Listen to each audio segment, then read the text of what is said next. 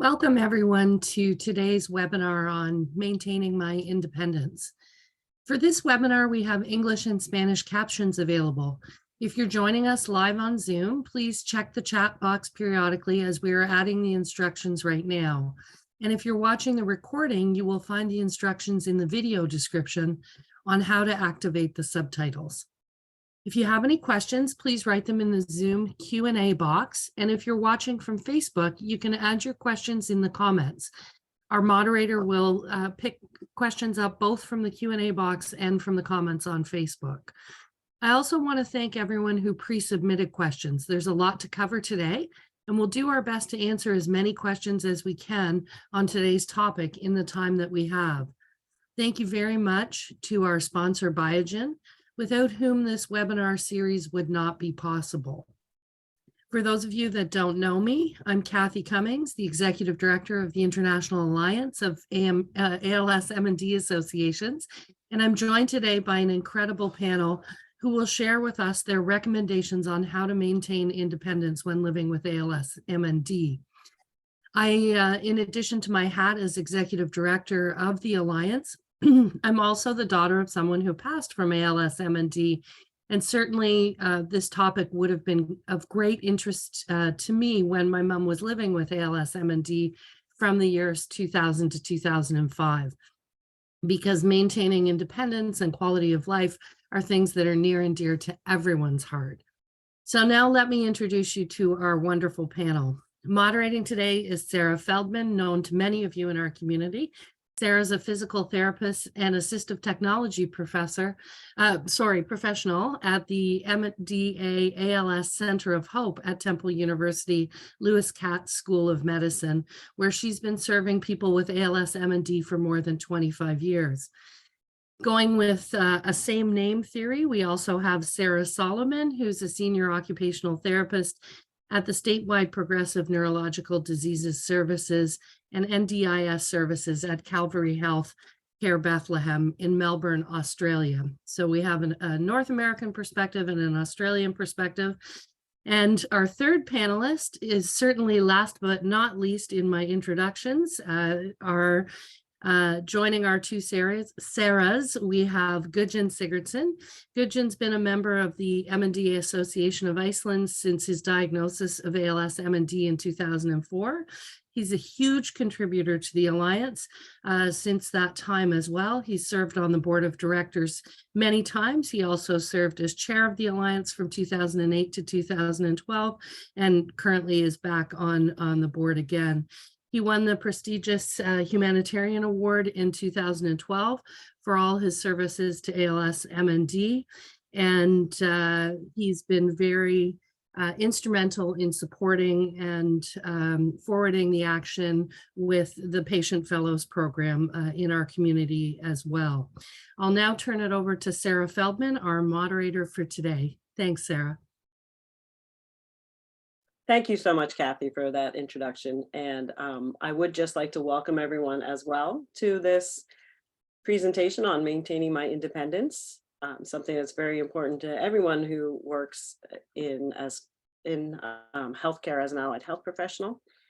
And I would also like to reiterate what you said about the question and answers. We did receive some questions ahead of time, but if you have further questions, please put them in the chat box or put them on Facebook. And now that leads us right into our presentation. So to start out, we thought we'd start with Gudjon and ask him what his perspective is on maintaining independence from the person living with ALS M&D's perspective.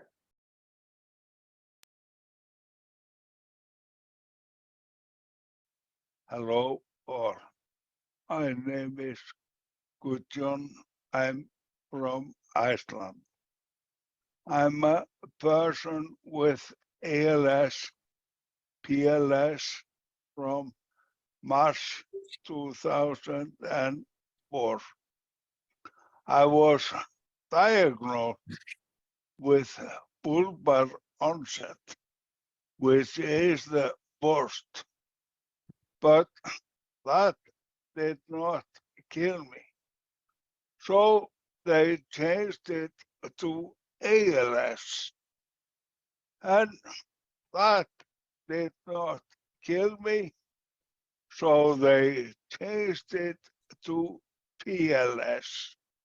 And next time they change it, I hope they just tell me I'm lazy and will just have to move my ass and step out of the wheelchair. I at least hope so. They do that. But this webinar is about living, not surviving. So it's what the government mostly wants us to survive, but we want to live. I am a family man, as you can see on this slide, where I have my girls, my wife, my 3 daughters, and my mom, and they are all watching out for a little boy who is expected soon. I am married to my Atla, and I have 4 grandchildren, 3 that are with me on these pictures, but 1 on the way, as you could see on the first one. I'm fighting for human rights every day since my diagnosis. Before that, I thought the world was perfect. Nothing was wrong with this. But as we get sick and use wheelchairs, we know that there is a lot of trouble waiting for us. But I have many friends, and they help me in the fight.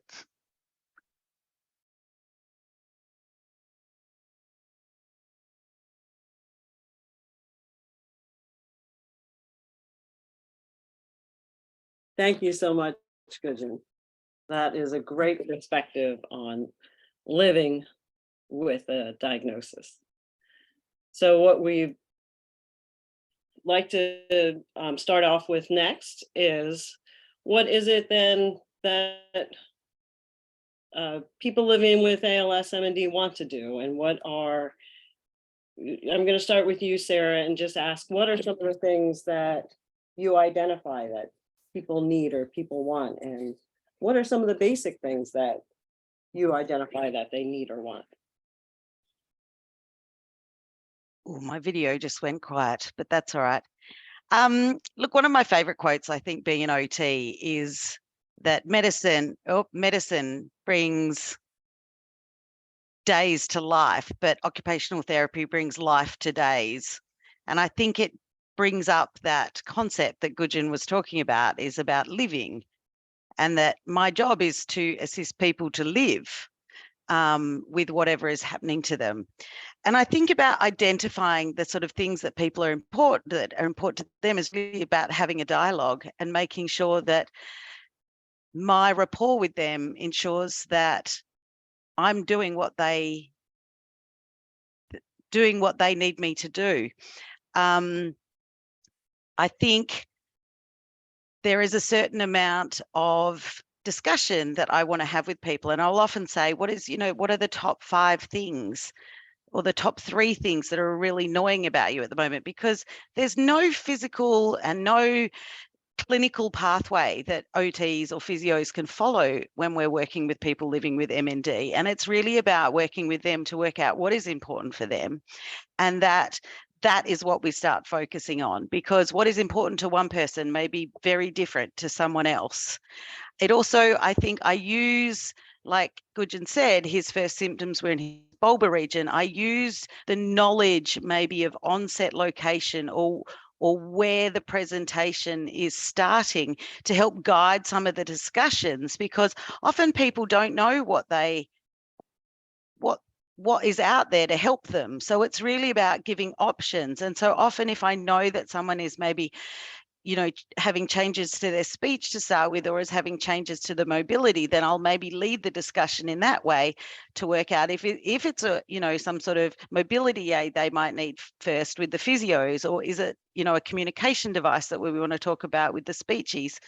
And so it's the way I identify it really is having an open discussion with someone in a very respectful way to ensure that we can work together and really kind of focus on the partnership that hopefully we're going to have in this journey. And I talk a lot about dancing the dance with some of my clients, because some people want to know lots of things and other people only want to know what they need to know right now. And I need to respect that and understand that, because that's going to be part of assisting them to do the things that they want to do. Sometimes in my department where it's set up, we have like a whole sort of independent living centre almost set up for people with MND ALS. And so often it's sometimes even people just walking around and looking at things and having, you know, asking what something is, and then we can explain it and talk about it. So I think that's where we kind of go. And I often say to, you know, people when they start working with me, it's not what's important to us is not maybe not important to the person. And you've really got to work out what the person wants to do. And I will literally do whatever anyone needs to make sure that they can do the things they want to do. So Sarah, it sounds like from an occupational therapy perspective,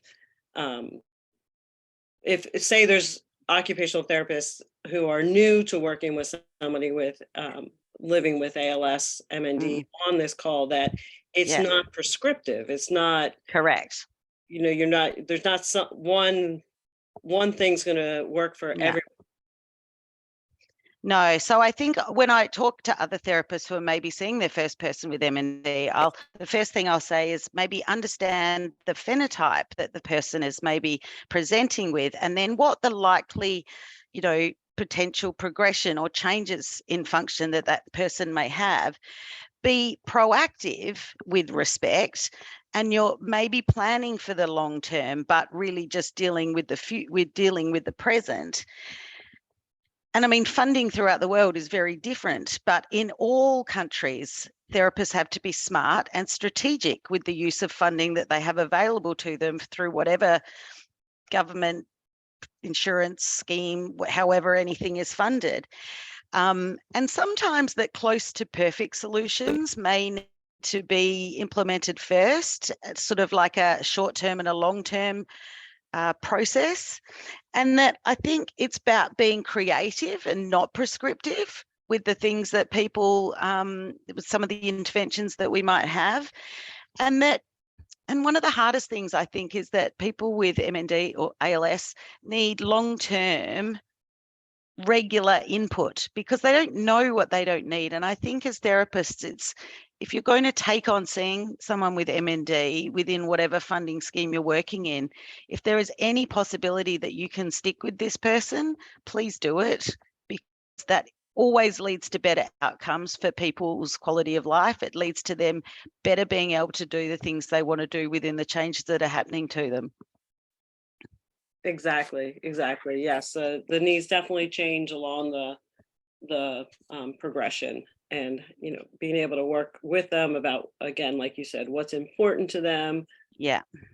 While still meeting those basic needs is going to be very important.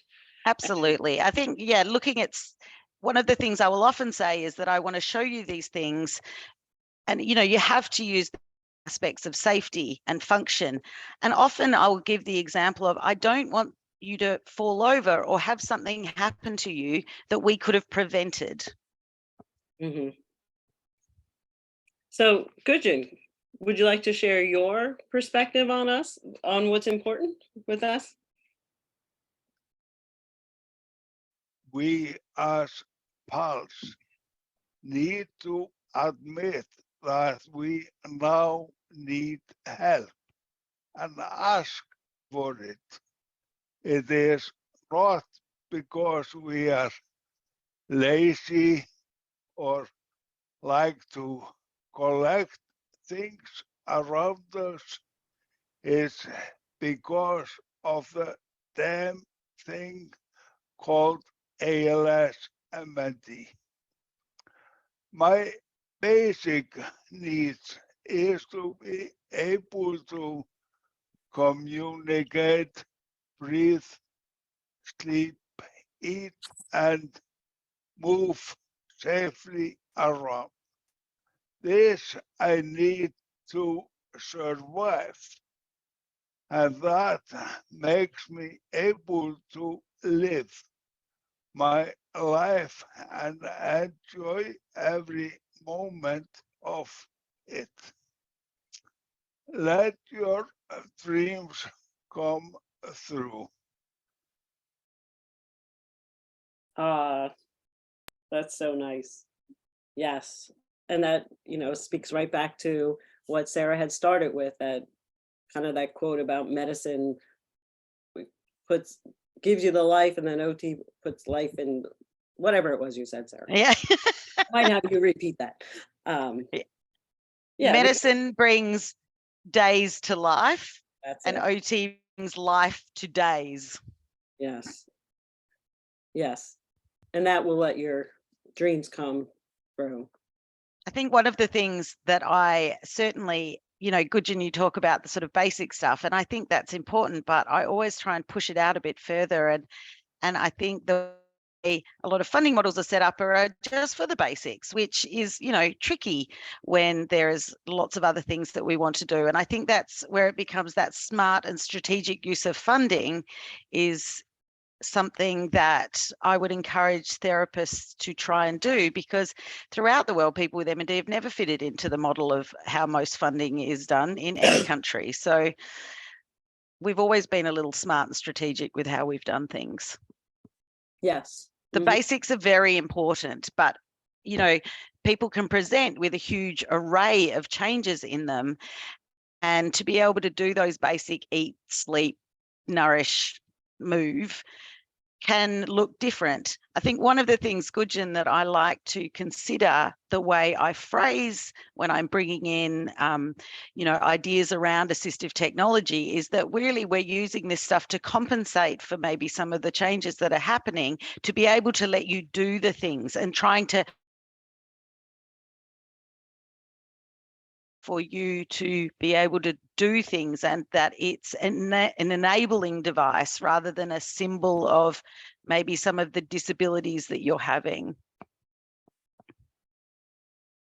Yes. I mean, I would agree with that as an assistive technology person. So that leads us actually right into the next questions with how are you doing things differently, and how can you continue then to partake in activities? What are some recommendations that you'll make for people living with ALS-MND, Sarah? I think it does depend on the phenotype, but certainly in terms of, say, people with more respiratory changes, we talk about aids and equipment around energy conservation, and that we can save some of the energy that you're using in the boring tasks of your day, that you'll have more energy to do the more, the more fun things that you want to do in your life. Certainly some of the recommendations, I think, are really around using equipment to compensate for some of the, we call it equipment here in Australia, assistive technology in general, whether that can be anything to make someone's life a bit easier, using less energy, faster, to make sure that they can do whatever it is that they want to do. And I think it is important to look at the basics, like as Gudjon said, like they are the essential things. You need to look at that. You need to look at the, OTs talk a lot about toilets and bidets and beds but, when I talk about beds, I always also want to talk about relationships and sexuality and really kind of pushing it that it's not just a bed for you to sleep in so you can get in and out of it. It also needs to be part of your life, Gudjon, you with your wife, your children, and so making sure that we're making it something that is a little bit more normal, or that we take into context the whole person. So I think definitely looking at the basics of safety, reducing the risk of falling over and breaking something, which would probably far more, would cause more dramas than it should do. Oral intake, breathing, energy conservation, that kind of stuff. So I think I often do use assistive technology as a way of trying to enable people to live their life and whatever that is. But the assistive technology chosen is related to that person, their life, where they live, who they live with, what's important to them. I'm probably going to say that a lot this webinar. What's important to them. I want to touch base on two of the points that you made, energy conservation and risk. Let's start with the risk piece first. So we know that OTs are very concerned about risks and safety and how would, Gudjon, do you want to speak to that first? What would you recommend?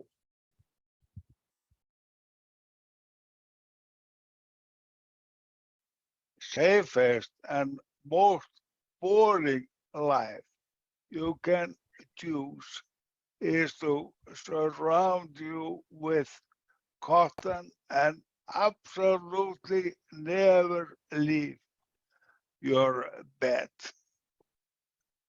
Get your basic needs around you and start doing the best you can to live life to your best ability. Use the things you can get and start living.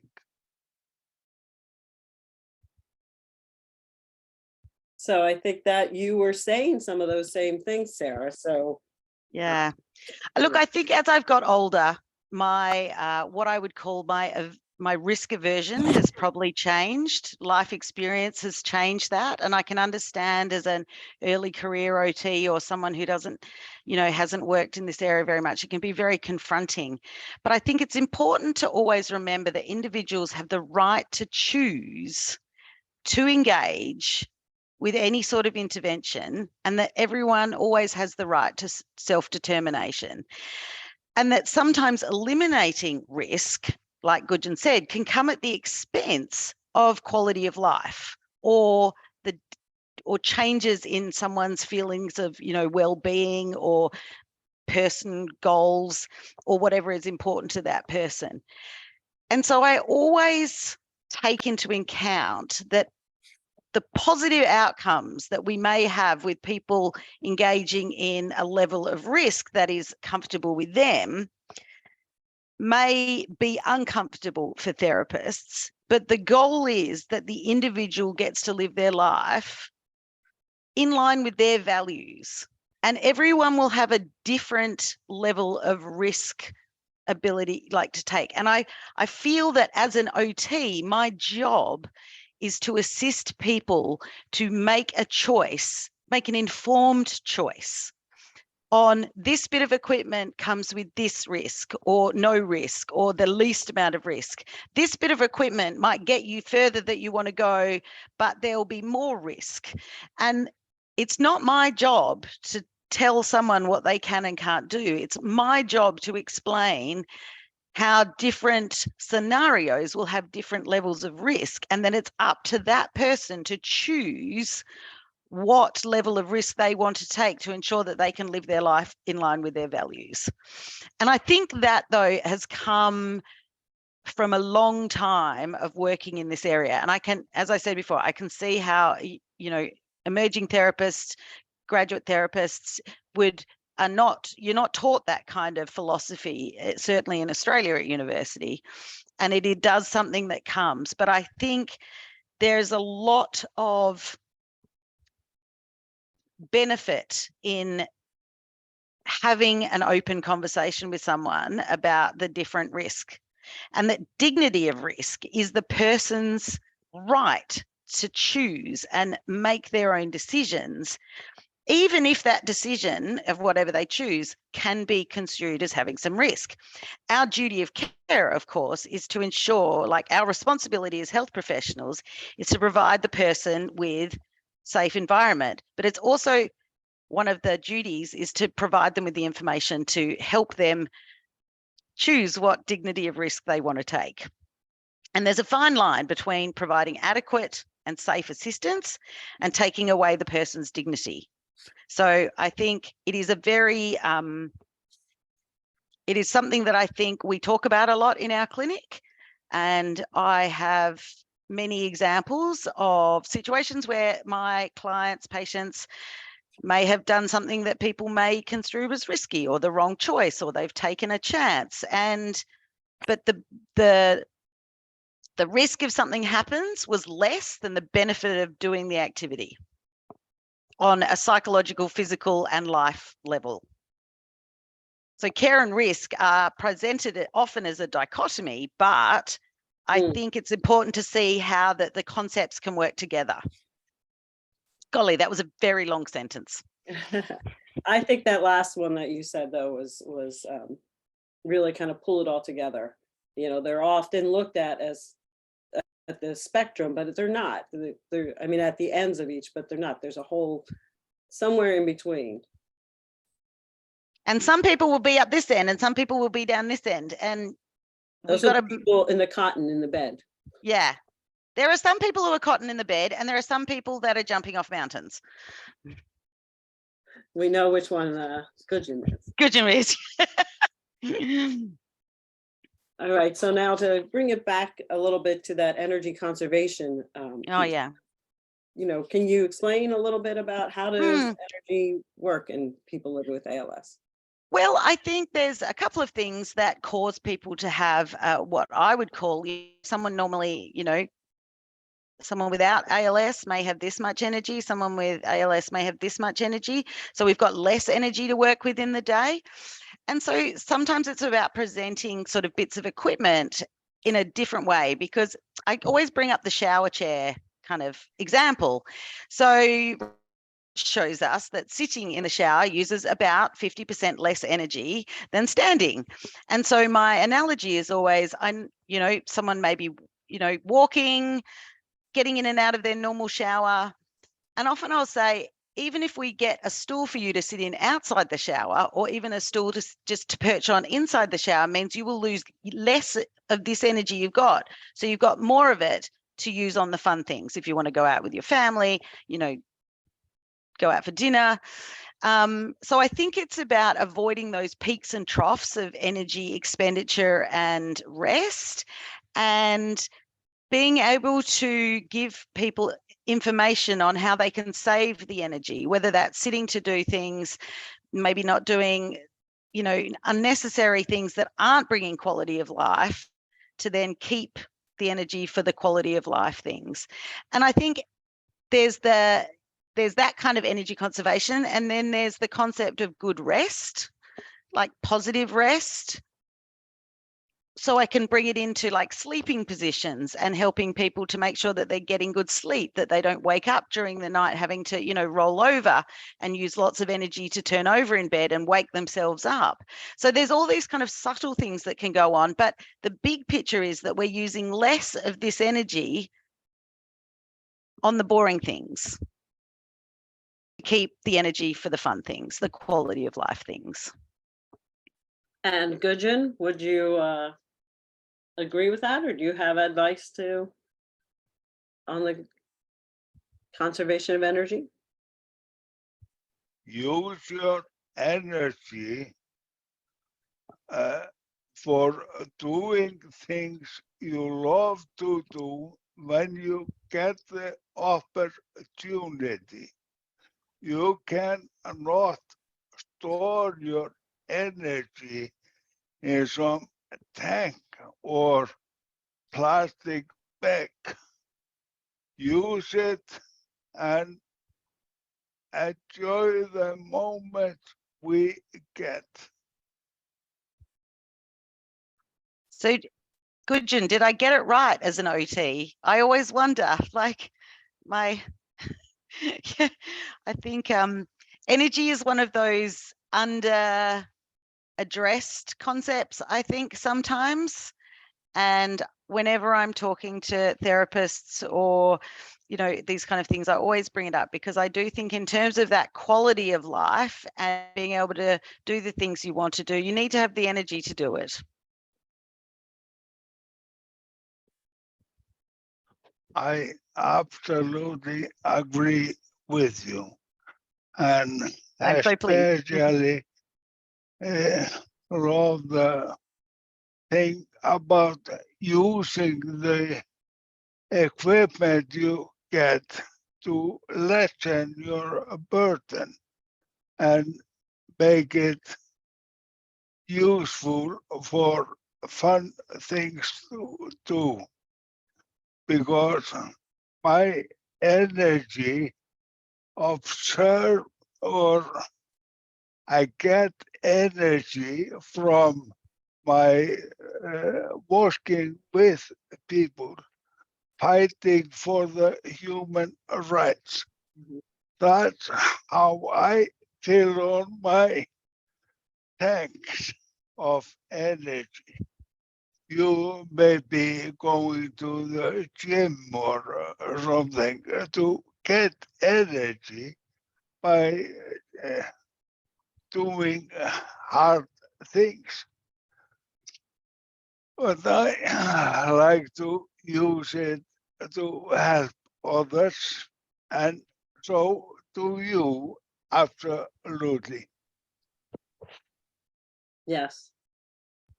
It's a different way of filling your tank. That's a great way to put it. So the next question, if Sarah, did you have anything else you wanted to add to that? Was kind of a question that people were asking ahead of time is, you know, a lot of times people living with ALS also want to have some time to themselves, but they need a way to communicate then with people outside, and that's brought up a lot. Do you have any suggestions for that? Well, here in Australia, we have a hardware store called Bunnings, which I think is like, you know, it's like a big hardware store. And we realized, or a company here realized, that that was a really important thing. And I think we overthought it at the beginning, you know, using Siri, using Google, like all the wireless things. And in the end, a lot of the time what we use is a wireless doorbell that the small piece that is normally on your front door has been switch adapted to be able to stick some sort of switch in it, like a jelly bean or a specs or a puff and blow or whatever switch the person needs in whatever place they're activated. And it works on a range of about 70 to 100 meters.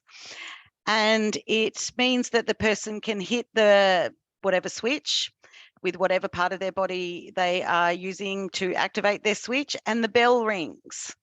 Now, often when I'll talk about these things, I always make a joke and say that you're not allowed to just ring it for a foot massage or a cup of tea. This is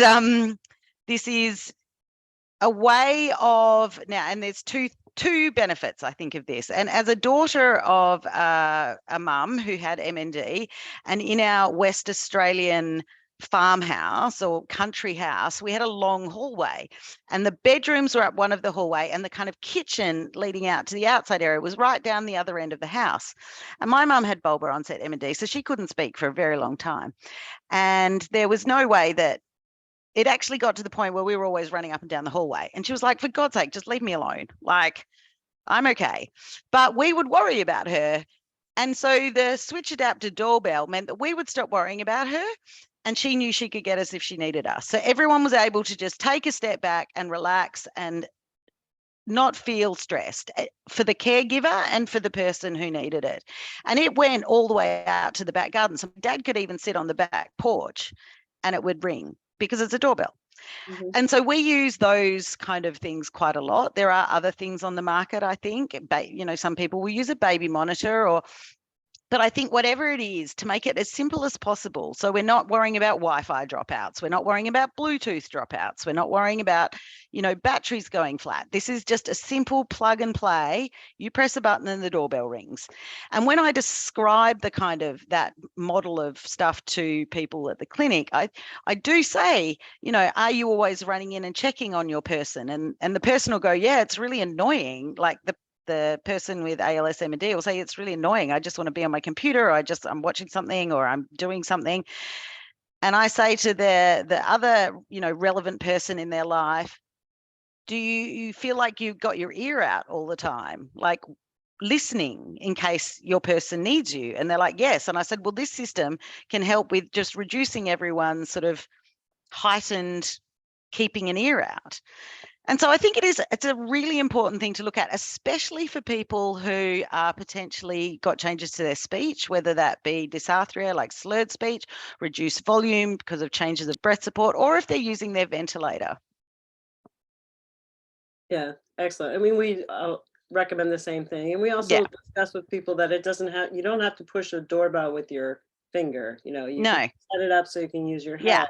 We have them switch adapted, so you can put whatever special switch in whatever place you want, wherever. I've had people hit them with their feet, with an elbow, with a head. And that actually leads us right into the next question, because we do want to spend some time talking about caregivers and how do we help them? What are some things that we can do to what's some equipment that can help with reduce the stress?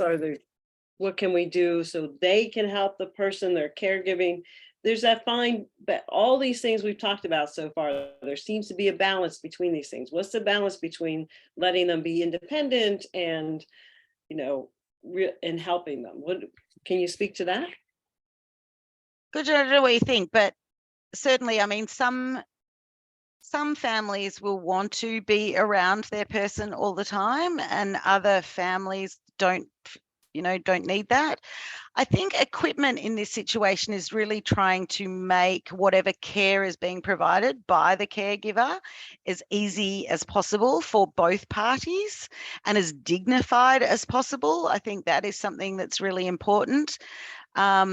Reducing energy burden on both people, being able to let them be separate and go and do their own thing, like we talked about, that having that bit of downtime is really important. Sharing the load as much as much as possible. I know that's certainly not always possible. It wasn't sort of possible in our world. We in our hospital offer respite admissions, so people can come into our facility to have a week. And their caregiver knows that we know how to care for people. That's certainly not an option for everybody, but if it is an option, we do talk about it, as research shows that carer burnout can be less if they know they're going to have a rest at some point, especially if care needs are high. The psychology of letting caregivers have someone to talk to be offered, whether it be through psychology, music therapy, clinic, whatever, sort of talking stuff. I think that can be really positive for people if they're open to that. But when I work with people with MND ALS, I don't just work with them. All the choices and all the discussions, I would hope that we're talking as, everybody in the scenario. And actually a question came in that I'm gonna grab out of the chat box right now, because it was about, well, what advice do you give to caregivers if they feel like something needs to be done, but the person doesn't want to do it? Like if there's some sort of Yeah. Look, I will always bring it back to giving as much information as possible, because often those disagreements are around not maybe knowing all the things that can help. families are different, everyone will have their own sort of way of dealing with it, but acknowledging that it is hard and explaining that the bit of equipment maybe that we're looking at is not really, we're not trying to make life harder, we're trying to make life easier. Certainly, I think that topic comes up a lot around transfers. And certainly that's kind of, I think, one of the really big things, the moving to some sort of mechanical transfer aid can be very confronting, and often for, I don't know, Gudjon, in your situation, but that can be kind of like one of the most confronting things that someone with MND-LS has to start facing. And there can be some grief associated with that. So having to work through the grief with the person. And sometimes I will just, say to them, I know you don't want to try this, but can we please just try so you know what you're saying no to? Because sometimes it can be the thought of it, but they're not making a decision on having actually tried it. Yeah, but it's that informed decision, that touching, feeling, actually having a go at what it feels like in a standing machine or some sort of lifting machine or some sort of, standing frame. Because the thought of it, many people have told me that the thought of that is really quite scary. Yeah, I like that idea too, of trying some things, so that you can make an informed decision as well. All right, so last, before we move on, Gudjon, did you have something you wanted to add? It's just that if we as PALs do not accept the help available from other persons or from equipment, we are taking our closest family as hostage. We just make them our prisoners, because no one will watch us die without helping. But we have to make sure we accept the help available. Thank you. So before we move on to the question and answers, I'd like to ask both of you, what are your top recommendations to help in maintaining independence? And Gudjon, I believe we're beginning with you.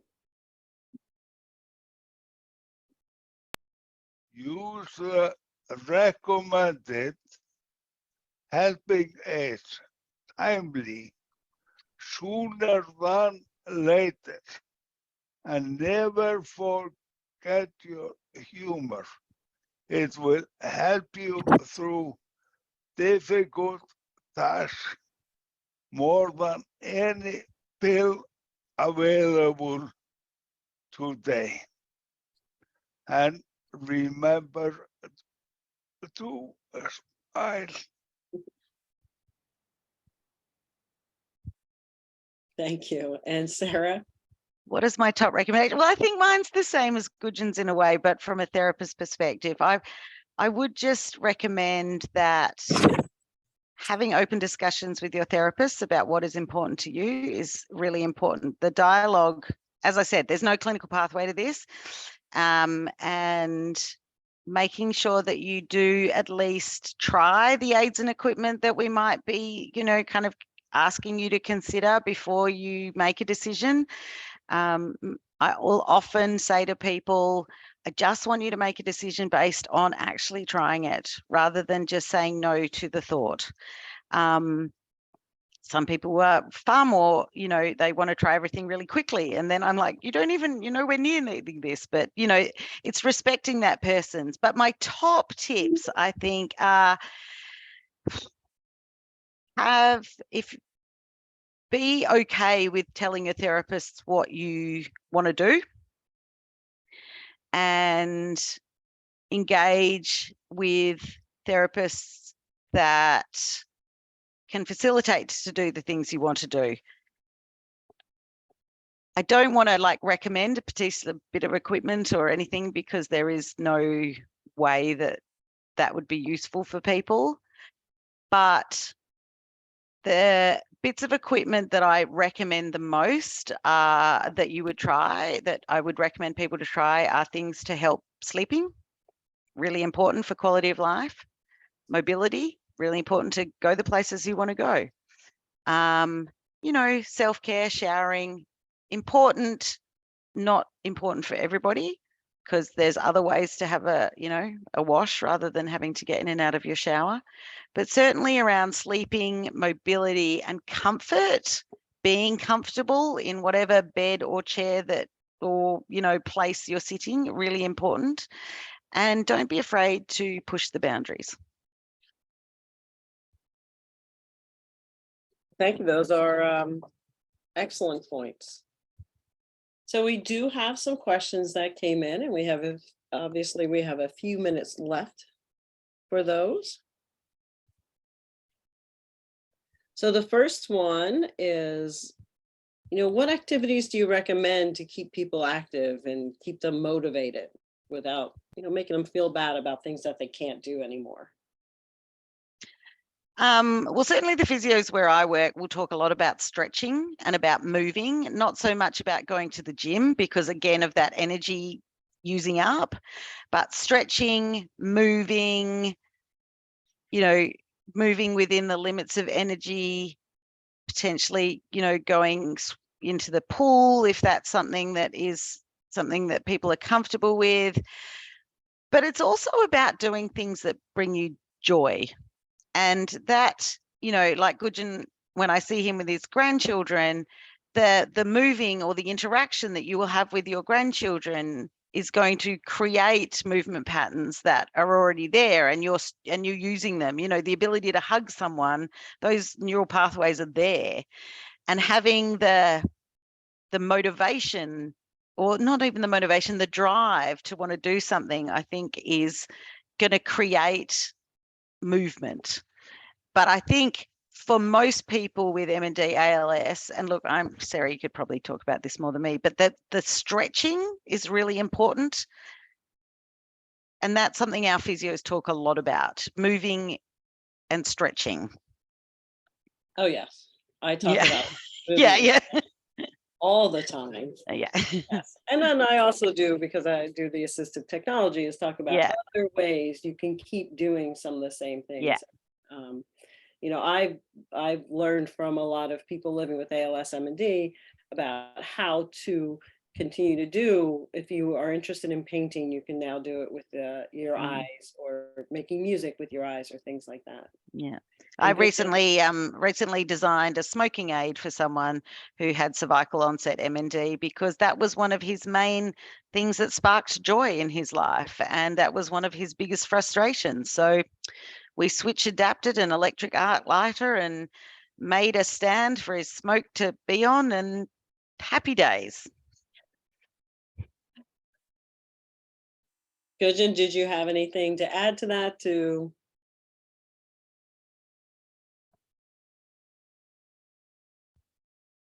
No, it's just that don't let the disease stop you.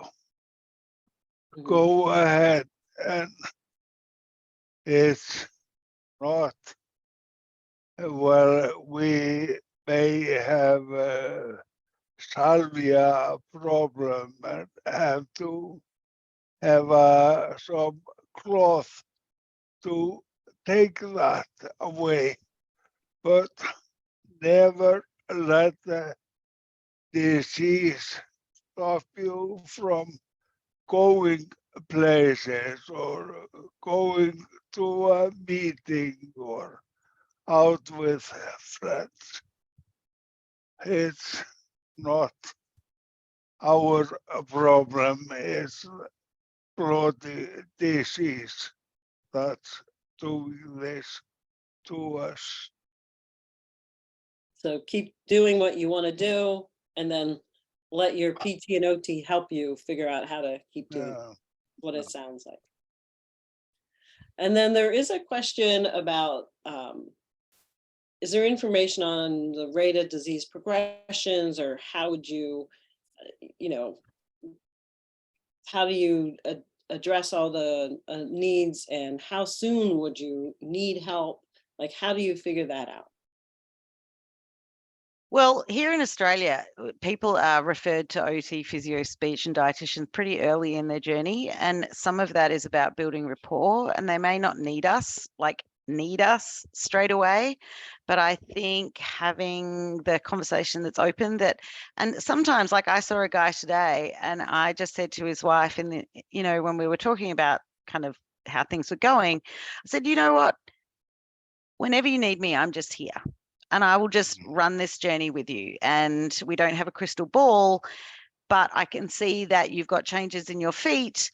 And so I led the conversation from that. And he did, some of the things I showed him, he was like, oh, no, actually, that'll make life a bit easier. I didn't realize that, I could have something that would make X thing easier. And so I think traditionally OT, and certainly when I studied, a very long time ago now, we didn't really learn about that kind of proactive approach to this kind of situation. It was always a reactive approach. And I think over the 15 years that I've been working with people with M&D, I've probably changed my approach quite a lot just through experience and understand a bit more I just want you to know that there are things out there that whatever you want to do with whatever changes that are happening, I will help you do the things you want to do. And that's my kind of take home message. We don't go into the nitty gritties. We don't need to go into all the details, but just hopefully that they walk away from their first appointment with me going, I've just, my life feels like it's maybe turned a bit upside down, but someone can help. Whether it's me, the physio, the speechy, the dietitian, the neurologist, the neuronurse, whoever it is. Mm-hmm. Exactly. And we have also found that, just to speak to the question too, that some people want to know more. Yeah. Like about what I might have to do, like what if I have to change my bathroom, and what if I have to do this and that, and they want to plan it out. And then some people are much more in the moment. What do I need right now? Don't tell me about. And so we try and meet people where they're at. I call it dancing the dance. You dance with someone in whatever framework they're in. Oh, Sarah's just gone. Anyway, so yes, Gudjon, would you agree that I think probably, from the time that you've been in the M&D ALS world, the philosophy of allied health has probably changed quite a lot. And certainly I know the 15 years I've been working at the clinic, that idea of introducing things early as a concept, or as a just so you can walk out of clinic knowing that if something happens. And often I will say things like, I don't want you going home and madly Googling stuff, because Googling can be really, really useful for many things, but it can also send you down a wormhole that might be really distressing. And so wanting to make sure that whatever someone's got, whatever someone might need in the future, they know that it exists. Yeah, I completely agree. And having my ODs on the line and be there ready for me is priceless. And she always helps me with my next step. And I would like you to be even more proactive, and at least for me, because I'm a stubborn old man in ways, but I almost killed myself by falling over or someone else ending up under me when I fell. But it's so important to go to the safety of your wheelchair and the speed of your wheelchair. It's a life changing, but I know it was one of my girls. She cried when I sat in my wheelchair for the first time, Mhm. and I was reluctant to do so. But I love this thing today and makes me able to live life, not only surviving. I Yes, love that. Mhm. yes, that same message is so important. All right, and there was one more question on sleep. So you mentioned sleeping, Sarah. How can you manage your sleep? How do you get a better night's sleep? And some of it isn't about positioning, it's about your mind is racing. Yeah. Yeah. I just did a whole presentation on this. It can be a whole presentation. So I don't know how I'm going to do it in 3 minutes, but Maybe we can share all these presentations yeah. afterwards. Look, I think a couple of the things, beds and sleeping, I think always have to be really approached with dignity and respect, because it's a really, your bed is kind of often people's safe space, or their, so I think there's two things. One is that sort of general comfort positioning, supporting breathing, being able to roll over in bed, reposition whatever aid, satin sheet, bed pole, whatever you need. That whole mind racing in the middle of the night is something that we encourage people to talk about with their neurologist or whoever they're seeing. The call bell thing at nighttime, I think, can be something, I've often, if someone's gone to bed early or goes to bed later, or, they're worried that they can't, if they need help in the middle of the night, often when they wake up, they start stressing about it, and then it kind of turns your brain on. So that whole being able to contact, even if the person's in the, in the next door, I've had people that have used remote call bells even when their loved one is sleeping right next to them, because they're a really heavy sleeper. Like, I had a lady recently who was like, my husband sleeps like the dead, and I can't, yell out to him to give me a hand if I need it. And so even just having a call bell meant that she knew that she could get help if she needed it in the nighttime. And I mean, he slept like the dead anyway, but hey, even for him. And I think that waking up in the middle of the night is something that I try and reduce, whether it's be, and like everyone might do it, but the effort to just roll over in bed sometimes can be something that wakes you up too much, that then your brain turns on. So really trying to make that whole big being in bed, sleeping, moving, supporting respiratory function, supporting secretion management can be looked at as a whole. And also being in, the space you want to be with, the people you want to be with the bed, having the cuddles with the person that you want.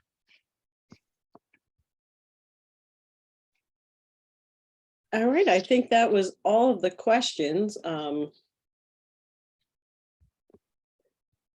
Kathy, would you like to wrap us up in the last minute?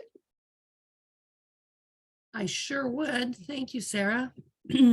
And that's exactly what I want to do in our last minute, is say thank you very much to Sara Feldman for moderating this fantastic webinar. I listened to every second of it because I think it's such an important topic, and a huge thank you to Sarah Solomon for staying up so late in Australia to share her expertise with us. And a huge thank you to Gudjon for sharing his personal experiences.